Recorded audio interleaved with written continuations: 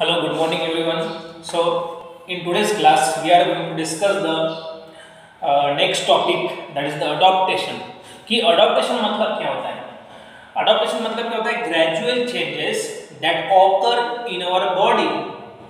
Gradual changes that occur in our body parts as well as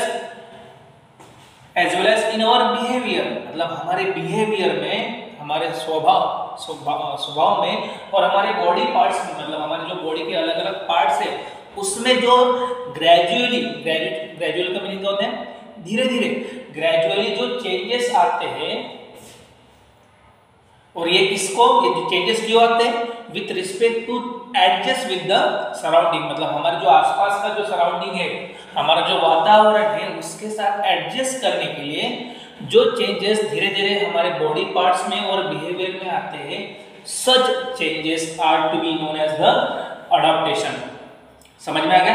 right, ऐसे लिखना है। Definition जो है ना, what is the meaning of, अगर क्वेश्चन आ गया what is the meaning of और write the definition of the adaptation, उस टाइम आपको क्या लिखना है कि the gradual changes that occur in our body parts as well as in the behaviour to adjust with the surrounding, that is to be known as the adaptation। और adaptation कैसे होता है? over a long period of time, धीरे धीरे होते रहता है। adaptation कैसे होता है? over a long period of time, sudden change नहीं होता, धीरे धीरे वो चेंजेस होते जाता है। इजी है?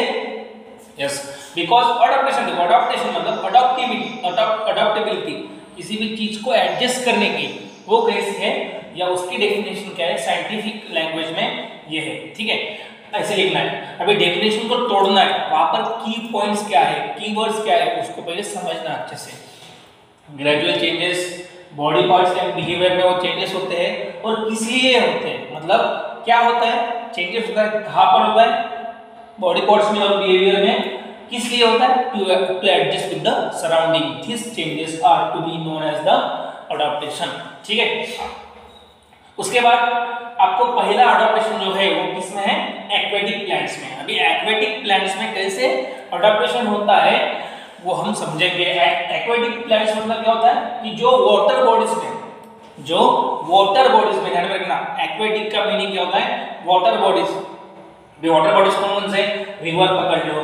ब्रुक का मीनिंग क्या होता है? ब्रुक मतलब अ स्मॉल स्ट्रीम, नाला कहते हैं, ओड़ा कहते हैं, जो रहते हैं ना छोटा-छोटा नाले, ओड़े रहते हैं, नाला रहता है या झरना रहता है, उसको ब्रुक कहा जाता है। पॉन्ड्स पकड़ लो, लेक पकड़ लो। तो इनमें जो जितने भी प्लांट्स, जितने भी ट्रीज लगते हैं या जितने भी प्लांट्स ट्रीज रहते हैं, उन सभी को एक्वेटिक प्लांट्स कहा जाता है। क्या कहते हैं उनको? एक्वेटिक, क्योंकि वो पानी में है, क्योंकि वो वाटर बॉडीज में है। That is why this all the plants that are grow in the water bodies, और वाटर में जो जितने भी प्लांट्स वाटर में या वाटर बॉडीज में जिनकी ग्रोथ होती है, उन सभी प्लांट्स को एक्वेटिक प्लांट्स कहा जाता है। क्लियर? किसको एक्वेटिक प्लांट्स कहते हैं? जो भी, और those plants are grow in the water bodies. Water body कौन से हैं? तो रिवर रहेंगे, नदियां रहेंगी, नाले रहेंगे, ओड़े रहेंगे, झरना रहेगा, तालाब रहेगा, एक्सेट्रा एक्सेट्रा। इन सभी में जिनकी ग्रोथ होती है उनको एक्वेटिक प्लांट्स कहा जाता है। अभी एक्वेटिक प्लांट्स जो प्लांट्स है, अभी उनका अडॉप्टेशन कैसे रहता है वो देखेंगे। फर्स्टली वहां पर दो प्रकार के या दो तरह से वो वहां पर ग्रोथ होती है। On the first side, for example ये अपना तालाब है, तो तालाब में ये पानी है, ठीक है, ये पानी में ये क्या एक प्लांट है। तो कुछ प्लांट्स का जो रूट्स रहता है, कुछ प्लांट्स का जो रूट्स रहता है, that is firmly rooted in the soil, मतलब सॉइल के अंदर एकदम पक्का ऐसे घुसा हुआ रहता है, firmly rooted in the soil.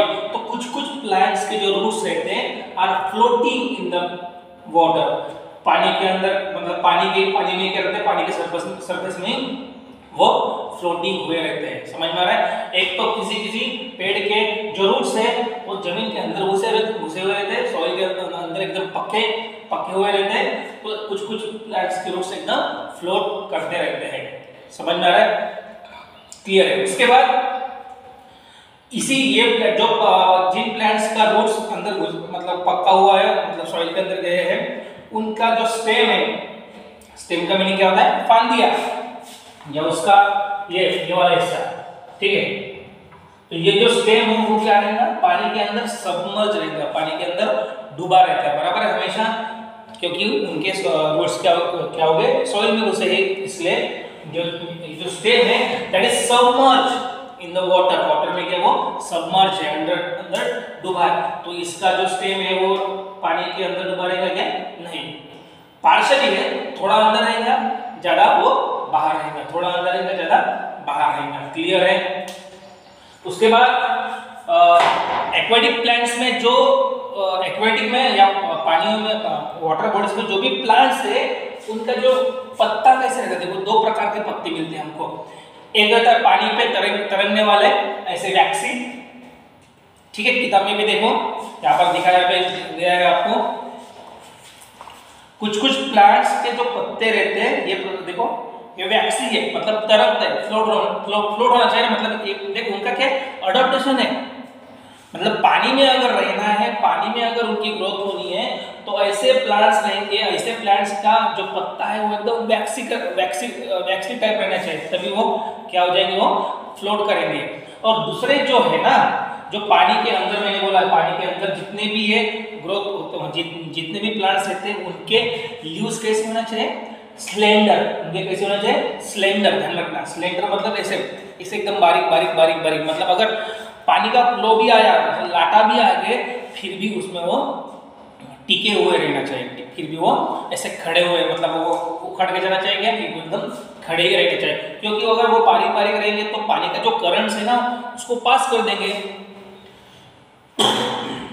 Sorry, अगर देखो सोचो, इफ द वैक्सी जो लेयर है ना वो अगर नीचे रहेगा, पानी के अंदर रहेगा, तो पानी का जो प्रेशर है उसको ऐसे दबा के लेके जाएगा, तो वो उखड़ सकता है। इसलिए पानी के अभाव में फ्लोट करने के लिए ऐसे एक प्रकार से वैक्सी लेयर के लीव्स रहेंगे, तो ही अंदर में कैसे रहेंगे, एकदम स्लेंडर, मतलब एकदम बारीक रहेंगे। तो करंट ऐसे बारीक रहेंगे तो पानी आएगा, पानी का जो फ्लो आएगा, करंट्स आएगा, वो ऐसे तोड़ कर निकल जाएगा उसको, ठीक है, मतलब तोड़ कर, मतलब उसको ऐसे मतलब अपने साथ नहीं ले जा सकता, बिकॉज ये पानी इजीली पास उसको करेगा, मतलब इसके जो लीव्स है ना ऐसे इजीली उसको पास कर देंगे, ठीक है, ये ध्यान में रखना। वही लिखा है यहाँ पर, the surface of leaves and stems of many aquatic plants are covered with the waxy layer. Waxy layer से ही स्टेम का भी और लीव्स का भी, इसका कुछ एक्वेटिक प्लांट्स का एकदम वैक्सी लेयर का है। तो कुछ लीव्स का जो है ना, leaves of some aquatic plants are thin, मतलब एकदम बारीक रहते हैं, और स्लेंडर लाइक अ रिबन जैसी रहती है ना, रिबन में अपने जो तुम लगाते हो गर्ल्स, रिबन जैसे एकदम बारीक वो थीन रहती है। इसकी वजह से क्या होता है, इसका यूज क्या है, this shape helps them to withstand fast current of water, मतलब जो पानी ऐसे बहता है, उस बहते पानी के साथ चला नहीं जाना चाहिए, इसलिए वो बारीक प्रकार के लीव्स रहते हैं। उसके बाद spaces in stems and petioles of aquatic plants are used for floating in water. उनमें जो जगह रहती है, स्पेस रहती है, मतलब स्टेम में, फांदियों में और पेटियोल्स में, पेटियोल्स मतलब जो कली रहती है ना, उसमें जो जगह रहती है वो उनको फ्लोट होने के लिए वो हेल्प करती है, मदद करते हैं, ठीक है, समझ में आ गया। Aquatic the adaptation in the aquatic plants, ध्यान रखना, अडॉप्टेशन इन एक्वेटिक प्लांट्स, ये कहा मतलब क्या होता है, वाटर बॉडीज में जो अडॉप्टेशन होता है उसको अडॉप्टेशन इन एक्वेटिक प्लांट्स कहा जाता है। रिवर में होता है, ब्रुक में होता है, पॉन्ड्स, ये सभी क्या है, वाटर बॉडीज है। दो प्रकार के होते हैं, एक बहुत अंदर सॉइल के अंदर घुसे हुए रहते हैं रूट्स, दूसरे फ्लोटिंग करते रहते हैं। जिनके रूट्स घुसे हुए रहते हैं उनके जो पत्ते हैं वो बेसिकली क्या रहेंगे, एकदम स्लेंडर प्रकार के रहेंगे, एकदम बारीक रहेंगे, रिबन जैसे रहेंगे, थीन रहेंगे। तो इनके जो ये फ्लोट करने वाला जिनका रूट्स है उनका पत्ता कैसा रहेगा, बड़ा रहेगा, जो पानी के ऊपर फ्लोट करेगा, ठीक है।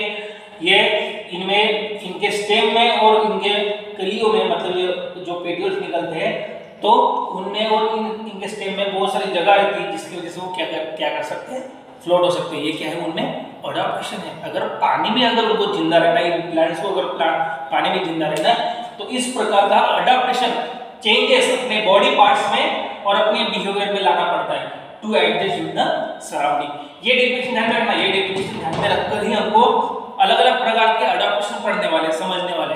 क्लियर? इसमें अगर कोई प्रॉब्लम है या कोई समझ में नहीं आ रहा है तो आप मुझे पूछ सकते हो।